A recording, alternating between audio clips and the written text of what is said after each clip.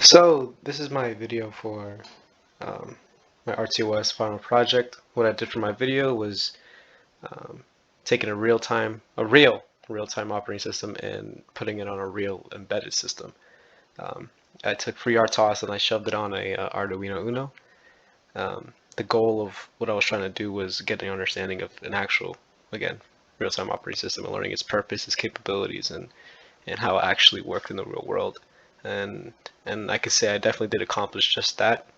I got exposed to FreeRTOS's APIs and learned how to create tasks and learn how the FreeRTOS scheduler handled those set tasks.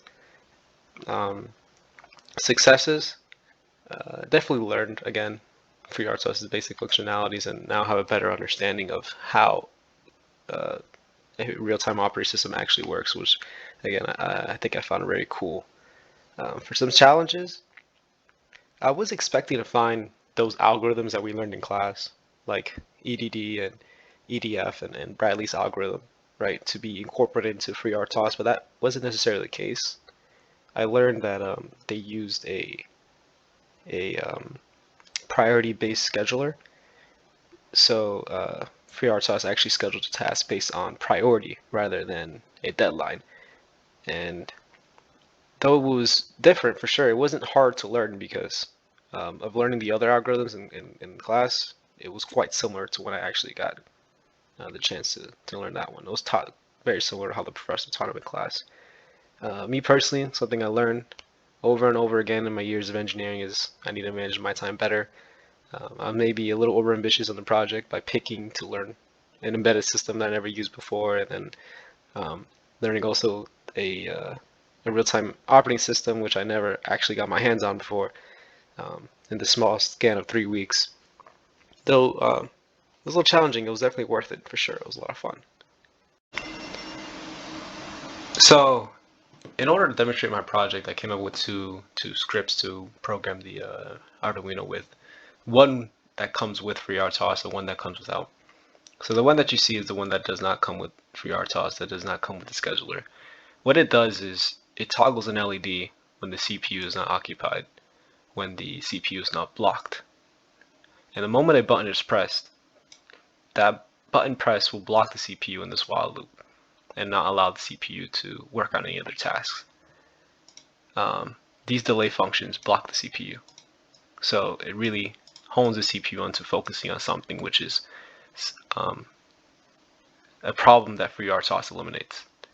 But without FreeRTOS in the script, you can see that it will block the CPU and not allow nothing to happen. So here you can see the blue LED flashing. That means that the CPU is idle and it's free to do whatever task that it needs to do. But the moment that you press this button, the CPU becomes blocked and begins working on this specific task. That's the fault of not having a RTOS scheduler. If something is working on a specific task, it's not able to split its focus during its downtime. See it flashing again the moment the button is not pressed. And when I press the button, it goes blocked again.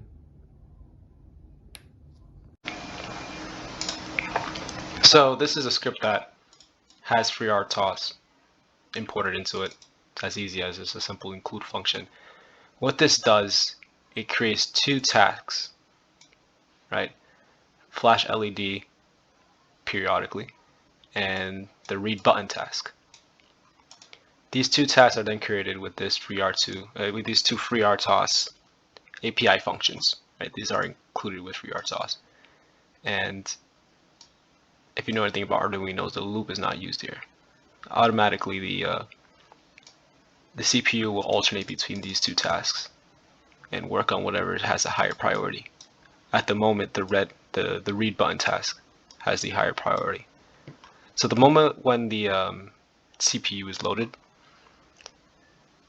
the CPU will have the ability to work on this task. But the moment that it hits this specialized delay function, the CPU is then freed up to do something else. So if we were to hit play,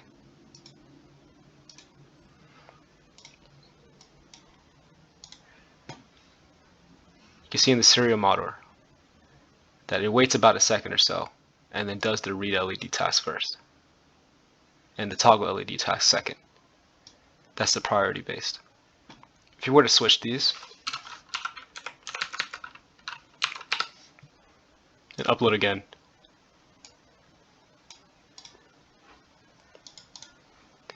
we see that the toggle switches, or the priority switches. Toggle LED is now first, and read is done second.